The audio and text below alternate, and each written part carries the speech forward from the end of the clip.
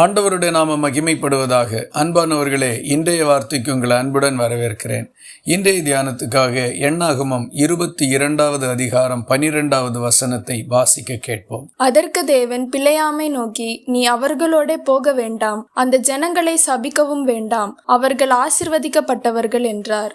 இஸ்ரவேல் ஜனங்கள் எகிப்திலிருந்து கானானுக்கு தேவனால் வழி நடத்தப்பட்டு கொண்டிருந்தார்கள். மோவாப் தேசத்தின் வழியாக அவர்கள் பிரயாணம் பண்ணி வருகின்ற பொழுது அத்தேசத்தின் ராஜாவாகிய பாலாக் என்பவன் இஸ்ரவேல் ஜனங்கள் சபிக்கப்பட வேண்டும், அழிக்கப்பட வேண்டும் என்று விரும்பி ஞான திருஷ்டிக்காரனாகிய பிலேயாமை அழைத்தான். அப்பொழுது அவன், கர்த்தர் எனக்கு என்ன சொல்லுகிறாரோ அதையே நான் செய்வேன் என்று தேவனுக்கு காத்திருந்தார். ஆண்டவர் பிலேயாமுக்கு வெளிப்பட்டு, நீ இந்த மனிதர்களோட போக வேண்டாம் என்று சொன்னார்.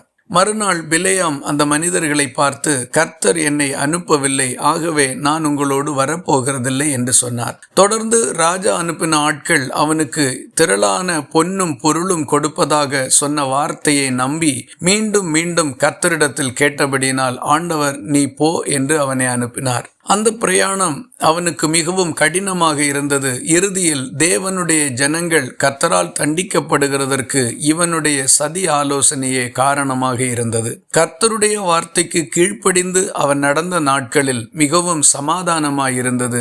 மனிதனுடைய வார்த்தையை நம்பி போனபோது கர்த்தருடைய ஜனத்திற்கு மிகப்பெரிய தீங்குண்டானது. அதோடு பிலேயாமனுடைய எதிர்காலமும் மிகப்பெரிய இக்கட்டுக்குள்ளாக மாறிவிட்டது. அன்பானவர்களே, இந்த நாளிலே நீங்கள் உங்களுக்கு முன்னே இருக்கக்கூடிய காரியத்தில் ஆண்டவர் என்ன சொல்லுகிறார் என்பதை கவனித்து பார்த்து அதை செய்வீர்களானால் உங்கள் காரியங்கள் மிகப்பெரிய ஆசீர்வாதமாகவும் சமாதானமாகவும் ஜெயமாகவும் இருக்கும். மாறாக மனிதர்களுடைய வார்த்தையை நம்பி அதன்படி செய்வீர்களானால் நீங்கள் மிகப்பெரிய வேதனையை சந்திப்பீர்கள்.